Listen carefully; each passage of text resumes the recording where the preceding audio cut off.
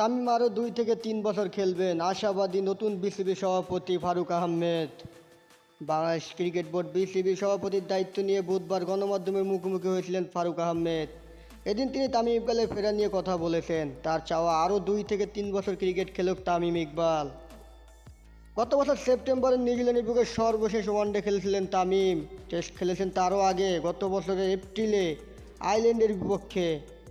আর 2020 সালের মার্চে আন্তর্জাতিক টি-20 থেকে অবসরের সিদ্ধান্ত জানিয়েছিলেন এই ওপেনার।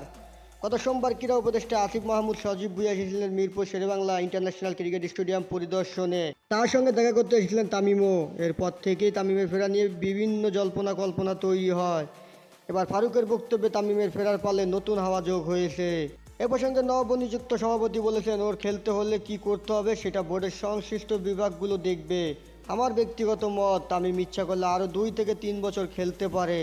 আমি চাই সে আরও অন্তত 2 থেকে 3 বছর খেলুক। নতুন সভাপতি ফারুক আহমেদ বিশ্বাস করেন, ওয়ানডে ক্রিকেটে তামিম সবচেয়ে বেশি মানানসই। দীর্ঘ ফরম্যাটে অর্থাৎ টেস্ট ক্রিকেটের চাপ তামিম নিতে পারবেন কিনা সে ব্যাপারে জানা নেই ফারুকের।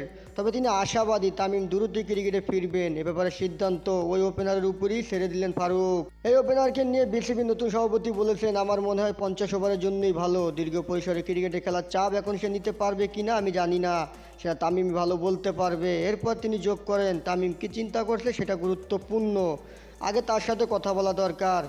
তামিম খেলোয়াড়ি জীবন শেষ করে বিসিবিতে কাজ করতে চাইলে সেখানে কাজ করে দেওয়ার সুযোগ করে দেব বলে জানিয়েছেন নবনিযুক্ত বিসিবি সভাপতি ফারুক আহমেদ। একজন সাবেক অধিনায়ক হিসাবে যদি তিনি বিসিবির কাজে সম্পৃক্ত হতে চান তবে তাকে স্বাগত জানাবো বলে নিশ্চয়তা দিয়েছেন ফারুক আহমেদ। ফারুক বলেন, সে আমাদের একজন সাবেক অধিনায়ক, তার মানে তার মধ্যে নেতৃত্ব গুণ আছে।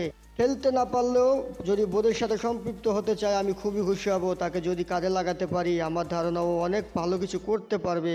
ওর সঙ্গে কথা বলে দেখি ওর পরিকল্পনাটা কী।